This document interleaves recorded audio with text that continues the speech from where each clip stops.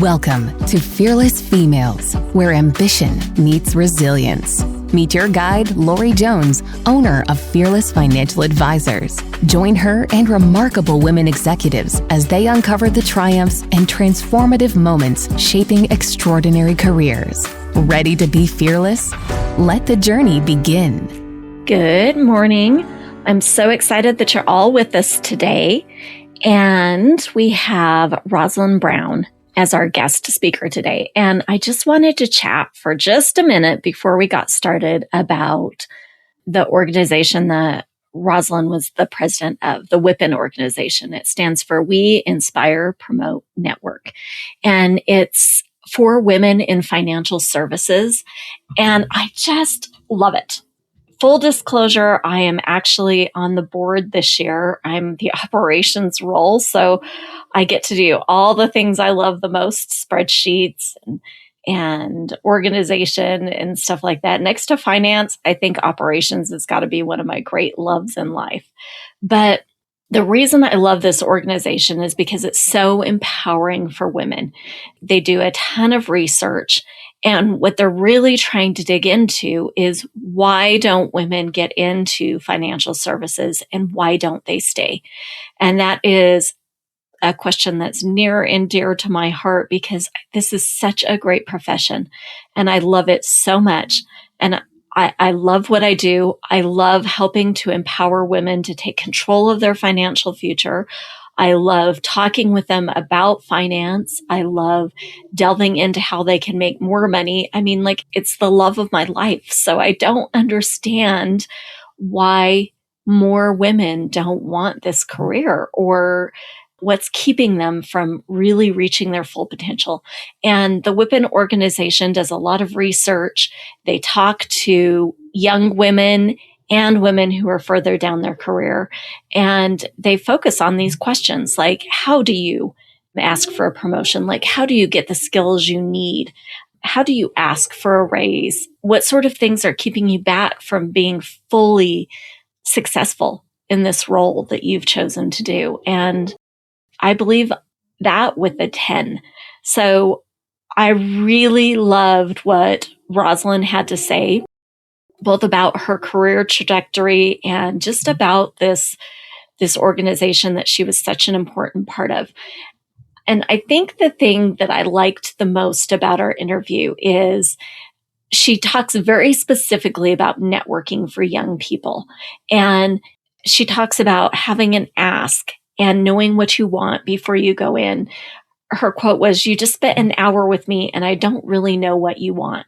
She said, people want to help, but you have to be specific. You have to know what you're asking for.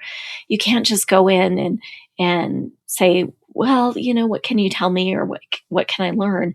That's a nice way to maybe get started, but you really need to know, hey, talk to me about finance in this 401k space. Like, is there anything that I need to know about how to network to achieve what I want to achieve, which is this?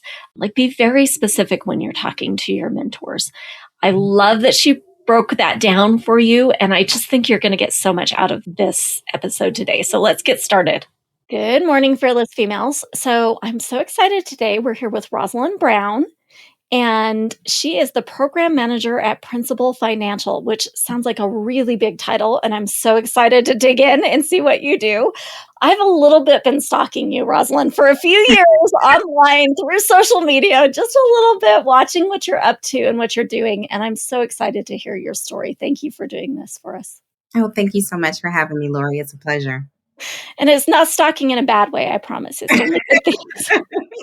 So the first thing is, I'm a reader. I love reading. Tell me what your favorite book is.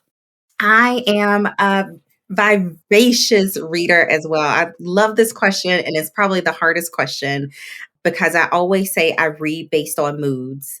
And so sometimes I read to escape. So I want to read everything from fantasy to love stories, but I'm always in a mode of continuous improvement as well. So I have like a whole self-help category. I love history. I love autobiographies and hearing other people's story and so forth too. And so when just kind of thinking about this question, if I think about it in the sense of like the finance world, One that I really enjoyed is Quit Like a Millionaire. And it is more of a finance book for people of my generation. So this is not the old school kind of thought process. It really puts your values with your money and Mm. making sure that you have financial freedom earlier and how you can actually start to spend your time. And so as we start to talk about the sacrifice of time versus money, and then when do you know that you have enough that you can live that life based on your own desires? And so I thought it was a very practical book, but it reflects the changes of how people view retirement today. Oh, yeah, that's so interesting because there are different changes in how you think of retirement. It used to be you like worked and worked and worked, you reached a certain age and then you retired. And like there was no talk about what do you do after that. And there was no talk about retiring early. And there was no talk about the different freedom of choice or the different ways that retirement looks for people nowadays. Like you could have 4 or 5 different careers throughout your working life. Exactly. And having the flexibility. So round one may be setting the foundation. And so if you set the foundation, you can take a risk and you can do something that maybe doesn't pay quite as much. I remember working with a client and he was an attorney that hated it, but he made very good money. And so we worked to get him to a point where he could do a passion that made a lot less money, but gave him a lot more joy and excitement. And so sometimes if you can see it in that way, you can say, okay, this was not the career for me. These long hours have an end. And then I can transition to the next. And then maybe you can transition to something totally different. And I just love to see people's careers that are just starkly different from where they started. I was talking to a CPA that I've worked with in the past, and now she's a baker. And I'm like, Oh, wow. oh, that wasn't that wasn't a clear connection from one to the other, but one gave her the foundation from a financial standpoint that she could just be in the kitchen and just love what she's doing and bake Mm. and cookies and provide joy in that way outside of, the technical of numbers. Yeah, I like that. And I do enjoy listening to people's journeys because I'm like, "Oh, how did you get here from there?" Right? Like, what in the heck happened? So, Rosalind, tell me just a little bit about your journey. Tell me about how you got where you are today. Like, did you always know what you wanted to be? How did you get here? What do you do? Like, tell me a little bit about you. Absolutely not. I had no idea, honestly. I come from a military family. And so when you come from a military family, my mom and dad both served in the army. And when you are in the military, you kind of know what steps you're going to take. They give you the direction step by step. And I knew that I didn't want to go in the military, and that was about it. And I was very good at a number of different topics and a number of different subjects. And I remember a teacher of mine said, "You should be a CPA." I was like, okay, that easy enough.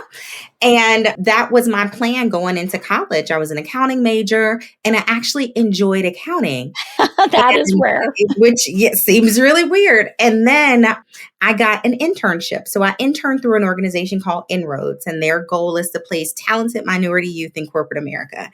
And I worked at a bank. So I worked at a bank all 4 years. So that's all 4 summers. I did such a great job. They let me come back during like holiday breaks and so forth. And one of the requirements in order for me to graduate from college was to do an internship in my field. And I worked as an accountant and I hated it. Oh, that's funny. Oh my goodness. And I remember we had a certain number of hours, and I went to my manager at the time and I said, I'm almost at the end of my hours. And I was trying to practice all these ways to say, I don't want to do this anymore. And I said, I think this might be interfering with my studies. So I probably won't be able to continue much longer. And she says, I understand. When would you like your last day to be? And I said, today. And that was the last time I ever did anything in accounting. I was so close to graduation that I didn't change my major or anything, but I stayed in accounting for my major. And because I had so much time in banking, I had a job offer from that bank, but I also had a job offer from another bank. And I ended up taking the other bank's offer because they had what they called a leadership development program. Mm-hmm. And they took me through a program. I moved away to another state, and it was in the wealth management track, which I thought was so funny because I'm 22 years old with no wealth. And Telling people you don't that know anyone that has any wealth either at that age, right? exactly. And I am telling people that you must have X amount of assets in order to meet with me and speak with me and work with me. And it's one of those things where you have to not doubt yourself.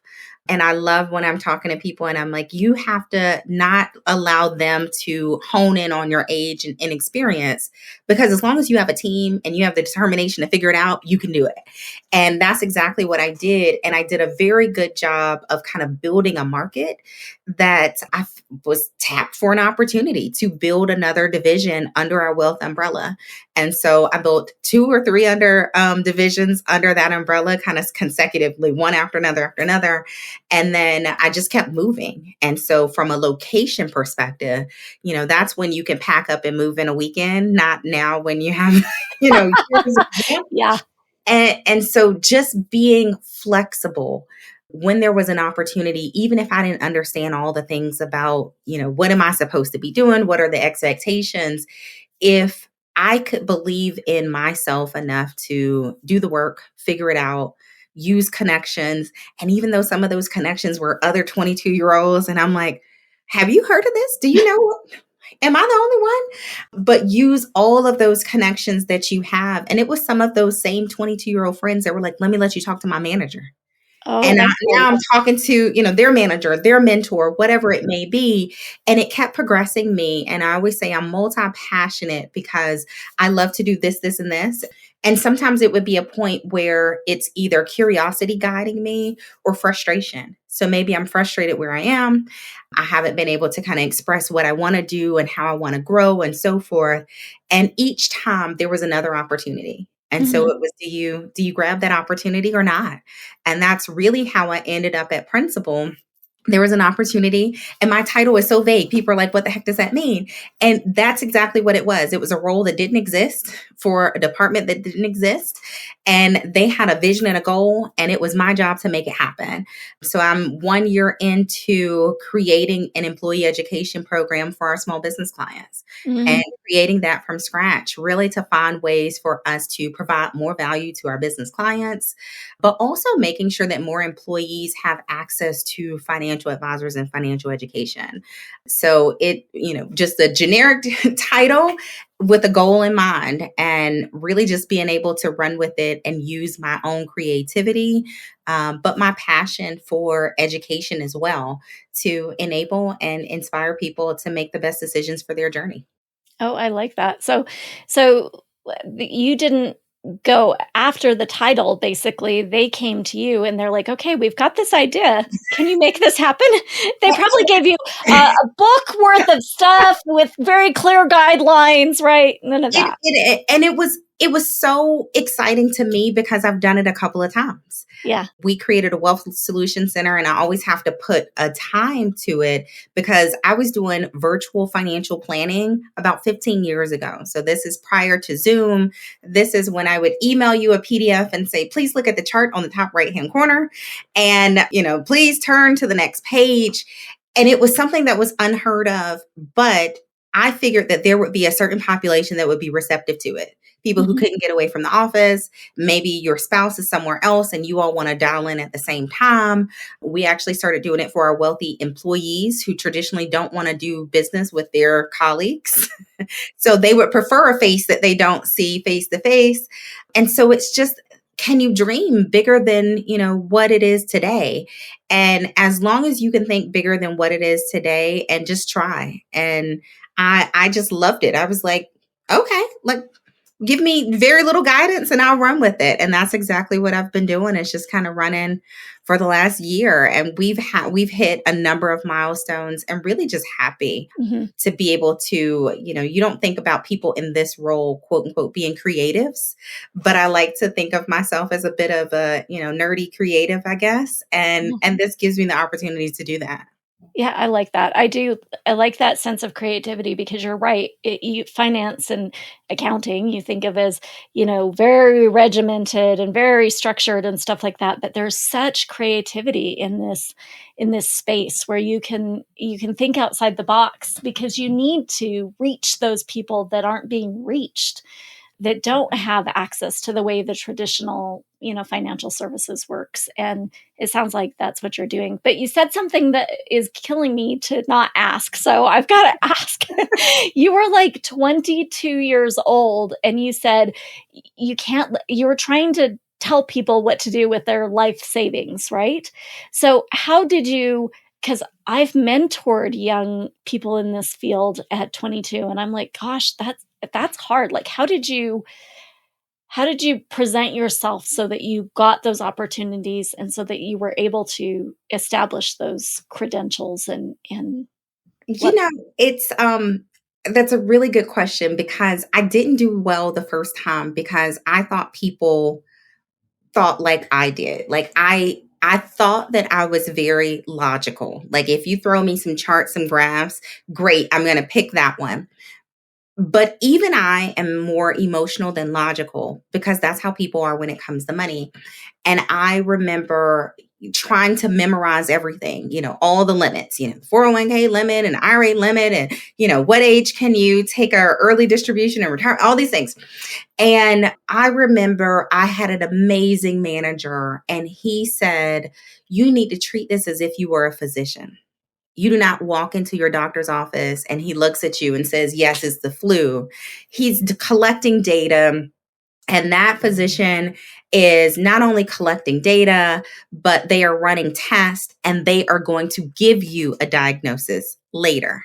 Mhm. And so if you walk in knowing that you don't have to know all the answers, it Mm. is your job. If we think about some of these like best doctor shows, they're asking like the most craziest questions. They're like, is your thumb numb and you have a rash on your ankle? And you're like, how do these two things go together? But those are the best. Like all of a sudden it's some disease that, only 3 people in the world have, and now they can cure it. And that helped me know that one, I should ask better questions Mhm. and not feel like I needed to know all the answers, and be okay with saying things like, I want to do some more research. I want to Mhm. look into this more. Having better responses for questions like, how old are you? And I would say, you never ask a lady her age. And I would just say, let's just say I'm a few months past 21 and not quite ready for Social Security, which was very true because I was a few months in 21. And so you do things when people talk about, well, how long have you been doing this? And you say things like, I work with a team and my Mm. team collectively has X number of years. You just borrow their experience. And so you had to have some of those canned answers that would get people past that point. I understood the value of financial planning and understood the value of understanding people's goals and ambitions. He really instilled of having a specialty. So when I see advisors who say I work with everyone, I'm like, ooh, okay. If you're a business owner, you want an advisor who works with business owners. If you're a real estate investor, you want an advisor that works with real estate investors. And I was actually having some time with the CFP board, and I said, we should really have more CFPs that aren't CFPs that do this. I am an engineer that does financial planning. I Mhm. am I am actually in this industry, so embedded in the industry that I understand, because even if your specialty is going to be working with professional women or working with women who are going through a divorce, or I don't care if it's, a car dealership or whatever that is, you need to understand the intricacies of it. I mean, Mhm. I come from a military family, and there are things that are very specific about military life and military benefits that it is very obvious when I'm talking to people and they say something and I'm like, that doesn't really apply. Yeah. That's different on our side. And so you want to understand your community and dive deeper there. Mhm. Become really very well versed there in things that are important, benefits, opportunities. And he just did a really good job of instilling that into me. And it changed everything in terms of how I saw myself coming to a meeting. So opposed to coming, with brochures and I'm ready to present, it was the blank paper. Hmm. and asking more questions and going a little bit deeper. And sometimes I would ask a question and we go through a whole meeting, and then I sit back and think about it, and I may call them back and say, I was thinking about that question. Can you expound on that a little bit more? You talked about doing this. Do you plan to do that for the next 5 years, 10 years? And people were like, you were still thinking about me? And I'm like, yeah, I was still thinking about Yeah. what you said to put together the best option for you. Hmm. Yeah. And that comes through to people too, that sort of genuine like curiosity. Like, I am genuinely interested in what you want and what you're thinking about. And I'll think about that all day and part of tomorrow too, just to get down deep and understand. Yes. That's cool. What's the best investment you made in yourself, Rosalyn, as you've gone through your journey? Is there something that you're like, oh my gosh, I'm so glad I did that? I'll say this very broadly. It is continuous education. Mm-hmm. And not necessarily in terms of like degrees and going back to school. I love a webinar. Thank goodness for the environment that we're in, that you can sit at home and learn. But I also love to go to good conferences, and if they speak to me and where I want to go, not necessarily, getting some C credit or those kind of things, but I've gone to tons of conferences that just give you a little bit more, things that are outside of the box. I love travel, and I learn a lot from the experience of travel and cultures.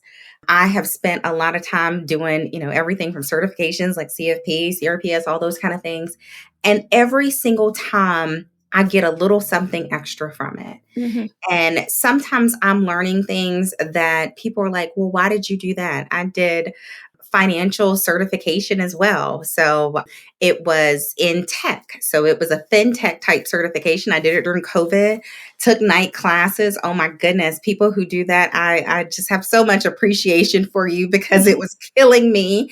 Yeah. But just continuing to find ways to add and strengthen whatever it is that you're doing. There's so many changes, one in our industry, how you do things, everything from the tax code to how other people are doing it, and learning from unconventional ways. So there's people who never did anything in our industry, but they found a way to reach financial freedom. And I love hearing their stories and learning as well. Yeah, I think it's interesting that you mentioned like thinking outside the box. There are so many different ways to learn nowadays, and so many different, like, delving into someone who is passionate about what they do. I have a brother who is very passionate about engineering. He's an architectural engineer, and he loves it at a 10. And one time he spent probably an hour and a half explaining water flow through the toilet system in a building. Like, I could care less about it. But I love that he loved it. And I think that that's what you're talking about, is like kind of getting into like, what are other ways to learn? If I'm in the space of like women entrepreneurs, like, how can I learn things around these different subjects that I'm talking with all day? And how do I get deeper in that? Oh, yeah. I mean, it's so many ways. And, in this like conference industry, there's a conference for everything. And, you can go to a conference for women in engineering. They're not going to talk about anything financial, but that is going to be the best way for you to connect and understand what's on their mind. Yeah. What are things that are going on in the industry that are rolling around in their mind when they're making financial decisions? Okay, that makes you a better advisor to Yeah. understand that part of the industry as well. Well, and I think too, like, as I've had conversations with women, they'll ask me questions like, I'm like, oh, I know the answer to that. Like, I can help with that. Like, I know exactly what you're talking about. And I get so excited. And you wouldn't ever think that that would be a question that they would have, because you know it backwards and forwards. So, but they don't. Exactly. I mean, everybody, whatever your specialty is, sometimes people feel like they should know everything for our industry. And I'm like, yeah, but when I call the electrician to come to my house, I hope they are not expecting me to know all the ins and outs. Like, I flip the breaker and I am over like that. Yeah. My expertise is done. And so they should lean in where they are. And you need to have enough relationships that you can find someone to solve all those other things as well. Mm-hmm. Mm-hmm. What is the worst advice that someone gave you? Rosalyn, have you ever had any really bad advice and did you take it? I'm always so curious as to whether you took it or not. You know, it's definitely a number of things that probably I could put in the bad advice category. I will say, because both of my parents are military and they came from that military life. My dad medically retired from the military, so he would have done his entire 20 years had he not had his impairment. But I remember when I was ready to leave that first bank, they were like, "Why would you leave that good job?" And being in Washington, D.C., where I sit today, people think about, being in this one place. But that is not what is most valuable today, because do you get the number of opportunities that you may want by staying in the same place? Or do you keep yourself open to opportunities? Do you keep yourself open to what could be next? And so I think that's probably one of those things when it's like, should you take that risk? Should you just stay where you are, do your 20, 30 years and, retire happily with your gold watch? And that's just simply that's not logical for where we are today. Mm-hmm. And nothing wrong with those who do, but I would never want to convince someone to stay where they are without a continuous challenge. Yeah. You want to continuously be challenged, be moved, be motivated, and find ways in order to do that. And that could be where you are at the same company, but it could definitely be somewhere else as well. Mm-hmm. Yeah, I like that. The idea of what if, what if there's a different opportunity? It feels like that you should almost have a risk assessment for your life, right? Like how much, like I'm always asking clients, how much risk do you want to take here? And, what are you comfortable with financially speaking? But it feels like you almost need a risk assessment for your life. Like where is that growth factor where you just take a little bit more risk? But I think that's a good point. But I think we often do that. And on the risk side, we think everything that could go wrong. Mm, But just like we tell clients, there's an opportunity cost for not doing. And so, yes, there's a risk that you go to another company and, 2 months later, the whole thing closes down. Yes, that is a risk. There is also a risk that you sit in that same seat and they still decide to close the doors. There is a risk that you are in a position that you never get to show your gift. mhm. And so, I think oftentimes we're concerned about the risk of kind of, the market going down, but we don't think about that risk in our life of the opportunity cost of not investing in that next too. I think definitely as women, because we are very concerned and, as investors, traditionally very conservative. So I always have to, I got to remind myself, sometimes you have to talk that energy into yourself, but remind my circle as well is dream bigger, like Yeah. challenge yourself more.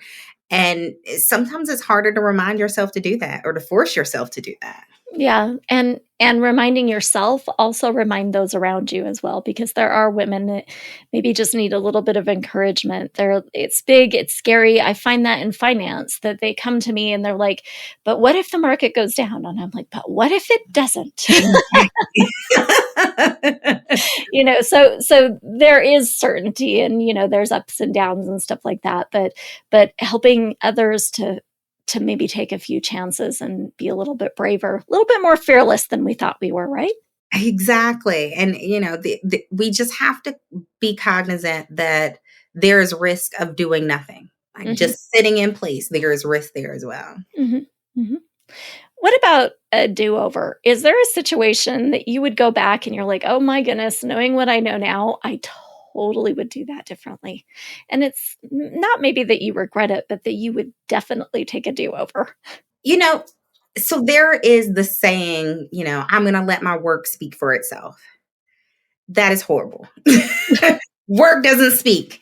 And I have always been a very hard worker. Unfortunately, like I said, I come from a military family. So, we are prompt and all these things. And I have always been reliable. I will do it. I am the kind of person that if you said, Rosalyn, we need this done by next Monday, honey, go ahead and check it off because it is going to be done by next Monday. Yeah. And so, unfortunately, I sat in this space thinking that people would see and acknowledge my hard work. And I was thinking that other people would speak on my behalf about my hard work and all these things and all these talents that I have. And I didn't spend enough time speaking on my own behalf, advocating for what I wanted next. And I think that is a mistake that oftentimes we may make early in our career. We're working the hardest, we're finished first, we're taking on extra assignments. And, you're getting the pat on the back, but you're not actually being seen globally like you need to be. And I think that is something that I definitely tell young women, especially, because oftentimes you'll have people that are taking credit for your work and your efforts. And we're speaking in terms of we instead of I. I did that. I completed that. I made sure that happened. And we're speaking in terms of we, and somebody else on the we team is saying, but I made sure it actually happened. Yeah. And so that's one of the biggest regrets, is just really trusting that people would see that my head was down and I was working really hard, opposed to making sure that I am keeping the list of my accomplishments, of those benchmarks that I'm not only meeting, but beating and exceeding, those outside efforts that you're doing outside of just, your 9 to 5. It's this additional events, if it's networking, if you've created something, partnered with somebody. Really making sure that verbalizing and making sure that the right people see it. Mm-hmm. How do you do that? I'm gonna take this a step deeper and because I was in that space too, where I'm like, well, certainly if you work hard, people will notice. And I was giving the team, the credit. But it's hard for me to come up with I kept the list of things that I did, but how do you say that, hey, without sounding like you're bragging about yourself? You should be bragging about yourself. Tell me. It's so many. So you have to think about the population. If it's your direct manager, I will come up with a list and I will say, it's time for us to check in. These are the things that I've accomplished this quarter. These are the things that I think I can go to next. Where do you see a gap? Are there additional things that I could be doing? And so you've already said, I was number one, I did this, I created all those things, but you list them out, not as I'm bragging. I am happy to report that this is what I've created and this is where I plan to go. Is there something? Because maybe you're doing X and they're thinking you should be doing Y. Thank goodness for things like a LinkedIn. So you can highlight awards, you can highlight speaking engagements, you can highlight volunteer work, you can highlight that you coordinated the, holiday party, whatever it is, you can highlight those things. But then also looking around. And so don't just necessarily look further up. So your manager, their manager, and so forth. Look further around at ways that you can partner. And so when I was within the bank, I would look at, any and everybody that I could partner with. And so I was partnering with our commercial team. I was partnering with our merchant services. So they're out selling merchant machines. And I'm like, but clearly those are the business owners. Those are the, and so as you're having those conversations, you can talk through what you're doing on your side. And then they will speak on your behalf as well. It would be the most, you think about this person and that person. And I'm like, I think we should partner. I think we should do more business together. I think we can really expand. I moved over to what we consider institutional. And it meant that I was mostly working on 401k plans. So I was working with plan sponsors. And I decided to double back to my wealth people. And we started doing events for their people, whether it be people who sat on boards. And we talked a little bit about risk and understanding and value and fundraising, things that had nothing to do with their retirement plan. And then I could sneak a little retirement plan information in there too. But it was a great opportunity for me to highlight how I can help them in their business too. Yeah. And so just find ways opposed to just kind of straight looking up and look further out and make those connections and say, I've done this, this, and this. I would like to do something similar with you. Mm-hmm. And so then you're highlighting what you can and what you have done, or you can say what they do. So you can say, I see you do this. I would love to partner because I've done something similar or I have similar client base. And you start to expand your center of influence so that more and more people can actually see what you're doing and spread the word, hopefully.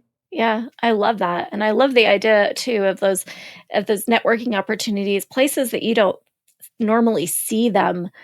It's the idea of giving, like expanding out, because like I said, when I talk to some of the other women who work in nonprofits or something like that, they're like, "Oh, I have a question."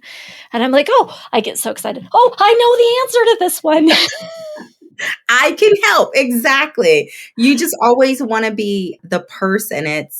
I made this comparison and I always lean here and I said, I want to be your rich auntie. And if your aunt was Oprah Winfrey, I don't care if I was trying to find someone to put up wallpaper or someone to do my yard work. If I didn't know who else to call, I would call my rich auntie and say, "Do you know someone?" Yeah. And no, your rich auntie person probably does not do their own yard work, but they know somebody. Yeah. They know somebody who can help you if you needed a specialist for an eye exam, if you needed this or that, they know someone. And so I want it to be so connected that every now and then I'll have a friend that calls and I'm like, Huh. let me think about that for a second. Yeah. Let me think about, let me put the word out for that one. And still I'm usually able to find someone just because making the circle more broad. And so I may have to call somebody and ask them, "Do you know somebody?" But typically I am able to find somebody that does whatever obscure thing that they're looking for in the moment. Yeah. Yeah. I love being friends with that network too. Like that, as you gather people and stories and things that they do, like as you gather them around yourself, it helps to lift all the boats. And so like having that great network of women or people, depending on, what space you work in, is just, it helps you be better at what you're doing as well as them be better at what they're doing. I love that. Thank you. That's a great suggestion. I love that, Rosalyn. We learn. We learn and get better, hopefully. So I'm so interested in the answer to this as a financial person and a person who's worked in accounting and finance. But if you could go back and high five yourself for one really great financial decision, what would it be? So back when I was 22 doing these financial plans for folks, I would write their notes in the middle of the page, but in the margins, I would write down things that they were doing. So if it was something that a client were doing that were making them successful, I'm like, I got to emulate that. And so I spent a lot of time going through folks who were doing it well, because of course, when you're delivering a financial plan, it's either really good news or really bad news. Yeah. And so I would look through and just trying to figure out how could I make that happen? And I remember having a client. This is actually when I was doing financial planning for our bankers. So these are folks who work within the bank and they could self-select if they qualify for wealth management. And so there are certain people that you wouldn't assume. So I had people that were tellers and they qualified for wealth management. But I remember it was a branch manager and she was telling me about her real estate holdings. And one of her first pieces of real estate, she had a 4-unit building and she purchased that, lived in one apartment and rented the others. And I'm like, that is really interesting. And she did it a few more times, but that was kind of how she started. And I already had a house. I was moving around for work and I'm like, does this make sense? And I finally bought a 4-unit building. And I then lived in one of those and rented out the other 3. And it gave me a financial stability that allowed me to take more risks later on. And so it was one of those things that I never thought about before, in terms of that being an avenue towards one, financial freedom, but expanding kind of a real estate portfolio overall. But I remember I was doing this virtually, doing her virtual planning from Charlotte, and she lived in DC. And I remember coming up one week and I said, I think we should do lunch. And I was like, I want to pick your brain. Yeah. I met a realtor. I met her, her real estate broker. I met the whole team. And I will say successful people typically are very happy to connect with other successful people. We still stay in contact today. She adopted a dog from the place that I foster with, all of these things. But it was just one of those things that I had never thought of in terms of a path to wealth. Because if you don't have significant wealth, it's hard. If you don't have a parent that you can borrow 20 or 30, $40,000 to get into a house, especially in Washington, D.C., these things become very difficult. And it was a great avenue because once you have a certain sense of financial footing, you can take more risk than you probably were able to take before. Yeah, that's really interesting. And I have heard of people like starting and they rent out like a couple of bedrooms in their house or something like that so Yeah. that they can afford a house. It's kind of along those same lines. But yeah, it's interesting that was so pivotal in, especially since we're financial advisors and our role is always, invest in the market, put money in the market. But that real estate kind of showed you that there are good ways to build wealth. Oh, yeah. And just looking outside of the box as well, because I typically approach things differently than some other advisors because there is not one single path. And we can't push people down the single road either. Mhm. And it's important to have an open mind, one of things that you could personally do, but also things that your clients can do. It can't just be, put everything into a 401k plan, Yeah. save all this money, that kind of thing. It's really looking at strategies to figure out what strategies can that person employ to get to the goal that they're working towards. What scared you the most when you started out on your journey? And did anything? And does it still scare you today, or did you figure it out?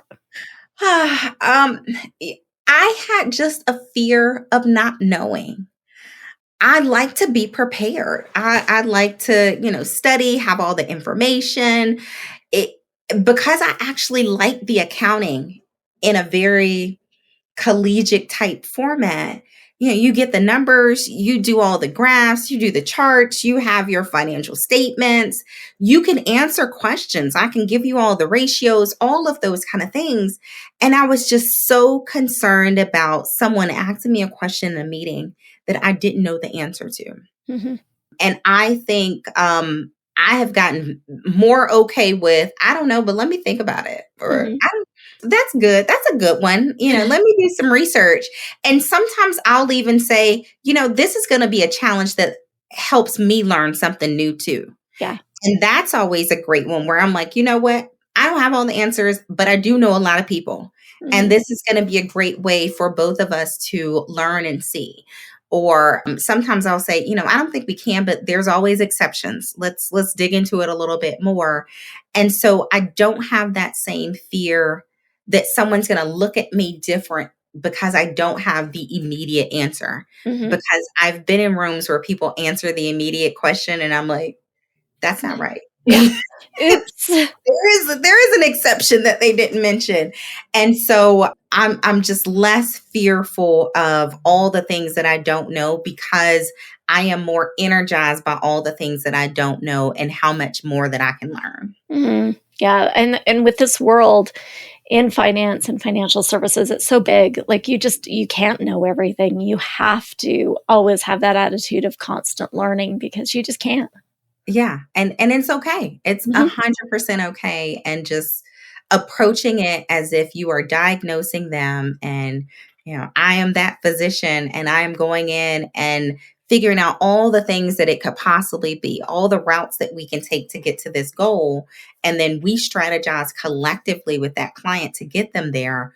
A way different approach than the old school. You need to put more money in this account. you gotta pay down this one thing.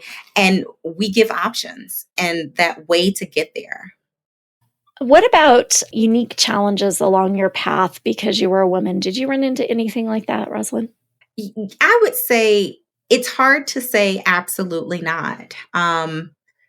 Because there's always little things. Some of them are unconscious bias. Some of them are blatant discrimination, even just simple things in terms of being a woman that doesn't have children. So I have purposely never wanted children. I have 3 dogs, but I've never wanted to be a mother. And so there's an assumption there. And so where you are supposed to pick up the slack, even in terms of things that may be more maternal. So all of a sudden you're supposed to plan all the parties. You're supposed to plan the get-togethers. You're supposed to, order all the client gifts, those kind of things. People who make an assumption of what you do and don't know. It's funny, I've had people make assumptions even in terms of life experiences. And I've always thought those things were funny. Some people make assumptions just based on what you may have even been exposed to. I've actually had a client who refused to work with me because I was a woman. And so, and he blatantly said that. And so I've had some of those experiences. I think it's always important for us to, one, talk about them, share those experiences, share how we work through them, because there's no way for us to combat an issue if we sweep it under the rug. Mm-hmm. And there are young girls coming behind us. When we think about this industry specifically, and I actually was on a webinar earlier today, and I appreciated the guy who said people want to work with people that they can relate to that look like them. Mm-hmm. And it makes a lot of sense, because if we look at statistics, if there's a husband and a wife, about 80 to 90% of the time, if that husband passes, that wife is going to leave that financial advisor.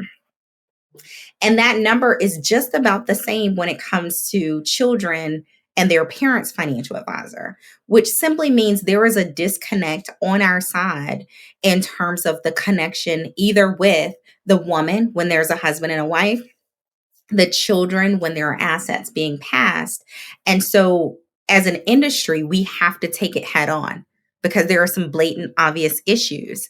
And the management of wealth is going in another direction. And there's a lot of headwinds in terms of people who raise their hand and they want to work with an advisor. But I am a firm believer that we have to approach it head on.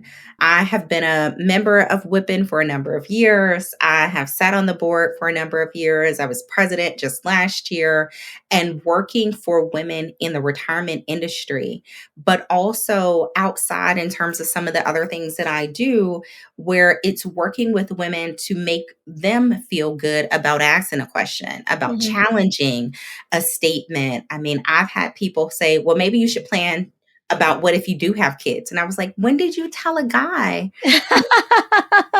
that he should plan for having kids despite him saying that he didn't? And so it's very important for us to name it, identify it, and then strategize ways that another generation of women, one, don't leave this industry, because we're facing another exodus of women in the workforce. And that clearly means there are foundational elements that are not making, one, this industry, but corporate America as a whole, welcoming, inviting, and a place that they can sustain and grow. Mm-hmm. Yeah, 100%. I agree with that. We need to welcome them in and help them stay in, because we've had, 18%, 20% women in this industry for 25 years. It's not getting any better. Exactly. Yes. We're obviously not doing it. And it does tend to, I want to work with people that look like me, act like me, sound like me, that can relate to where I'm at and what I'm going through. And there are industries, I think auto mechanics is one of them. They just ticked off my 18, 19-year-old daughter to no end, because they started calling her father about her car that she took in. So we have to be better about it. And it's those kind of things that call it out and be very deliberate and very specific, and be able to walk away. There are some places that do very well. There are some places that have identified and understand. And then there are some places that, unfortunately, they may never. And, I always say there is no business that is exempt from losing market share. At one time, Blockbuster was the number one place that you go get a movie, or Kodak was, everybody had to have a Kodak camera, and things can change. And if you are not receptive and nimble to changes, then you can fall by the wayside too. Yeah. And there is competition coming up every single day. And I love it. And so either you embrace it and understand it, or you'll be, one of the fatalities of the industry. Yeah. Yeah. You'll be the Kodak or the Blockbuster. Exactly. Rosalyn, what is the thing you are most proud of? I will say one thing that life taught me, and it really made me focus on relationships even more so than ever, is 2020. Most people remember 2020 based on COVID-19. But before the world shut down, I was traveling probably 4 or 5 days out of a week. And so I would come home on a Friday, I would, be absolutely exhausted and get back out there and do it again. And then unfortunately, I was actually heading home on a layover, and my mom called me to tell me that my sister had a stroke. Oh. She's 39 years old. Mm-hmm. And so I had no idea how bad it was. My family lives in Georgia. So I got on the flight, headed back to DC so I could then get on another flight to get to Georgia. And my sister had multiple brain surgeries. She spent about 3 months in ICU. She spent about 6 months in a rehab facility. And it is now 2025. And my sister has never walked. She was 39 and a half. Oh, wow. And actually, she had her stroke in the bathroom of her job. And so that always resonated with me for a number of reasons. One, she was 39 and a half. And I'll say why that half meant a lot to me, because we kept talking about what she was going to do when she turned 40. Oh, yeah. And so it was like, at 40, we're going to do this, 40. This. And she had never really traveled before. I had always been the traveler. And so it's like, a reflection of how much we put off waiting for this like major milestone, but also how much you invest in work, because those coworkers, they brought food to the house probably for a month or two, and we don't see them or hear from them anymore. No. And it is all family. And so that is one where we should be investing our time, but two, waiting for certain milestones. And so I'm a big traveler. I spent time doing all 50 states. So I've done all 50 states, and then I wanted to get to all 7 continents. And I actually was on Antarctica on my 39th and a half birthday because it was just important not to wait. Mm-hmm. And so sometimes we're waiting for this magical moment where we could just really be in the moment. And so I think the most proud thing is to not wait and really enjoy, love, appreciate my family, my circle, those people that I absolutely love, and so into those relationships, even more so than I would do my 9 to 5 work. Yeah. Yeah. I really get that. Like you never know when something. I've had clients who have saved and saved and saved and saved for retirement, and they retired, and their wife died and they weren't able to take those trips, or they had a heart attack and they weren't able to. Like you just never know what the future is going to bring. You really need to embrace the time that you're in and celebrate in the moment. Yeah, you got to have some celebrations along the way. Yeah, exactly. So perfect. I love that.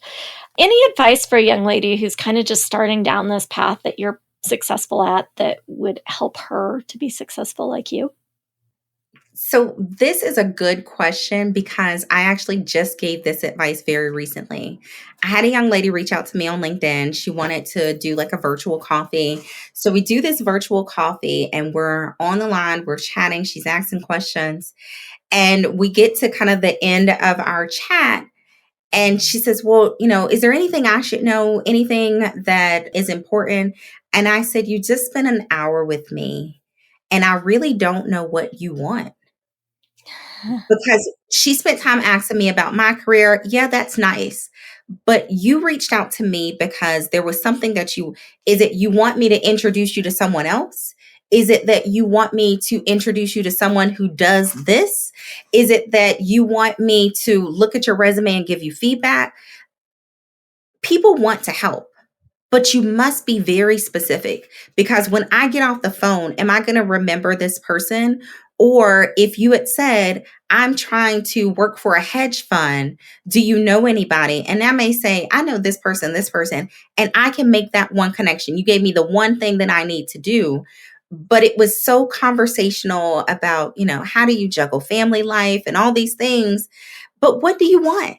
And I said, I don't want to be brash when I say it, but if you're talking to people who are busy and they have a busy life, if you plant the seed about the one thing that you want, in the next couple of weeks, I'll probably run into somebody and I'll say, what was the name of that girl that I just talked to that was looking for somebody who does X? But I left that conversation more of a chat opposed to being on a mission. Yeah. And so I don't care what it is. If you're that woman that just started the bakery and you're saying, I want somebody who is looking for someone to make a wedding cake, say that. And in the next few weeks, I'm going to see somebody and I'm like, I know so-and-so. Yeah. She makes wedding cakes. Oh, yeah.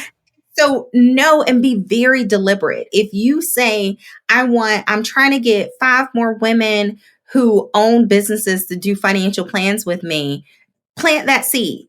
Because all of a sudden I'm going to be somewhere and I'm going to say, I don't know if you asked this one great question. You should probably be working with an advisor who specializes in working with women. I know this person. Let me make that introduction. And so never miss an opportunity. I don't care if it's in an elevator, if you are in the line at the grocery store, if you know exactly what you're going after and what you want, always be able to leave someone with, if you know somebody who, if you can make an introduction, be straight to the point about what you're looking for and never waste an opportunity just chatting. I understand I love to just chat too, but never miss an opportunity where someone leaves that interaction not knowing how they can help you, because people want to help. Oh, yeah. I love that. I'm just going to leave that there because that is so true. It is. So, well, thank you. Thank you so much, Rosalyn, for your time and the great advice that you've given and like all the journey in your story. I've just really enjoyed listening to it. And I took away a couple of things from it, which I think is a successful interview. When I go away from something and I'm like, ooh, I'm going to try that. That means that I've learned something. So thank you so much. If I have a young lady who wants to get in touch with you and ask a question or something, pick your brain a little bit, how does she do that? She can always email me at info@rosalynbrown.com. So pretty simple. It is Rosalyn, ROSALYN Brown.com.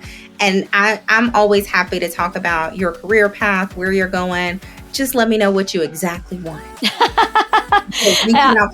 Yeah, don't make you guess. I know. And I will second that. I think Rosalyn is great at kind of delving down into how she can help and what you need. So thank you so much for taking that time with us today. Thank you. It was an absolute pleasure.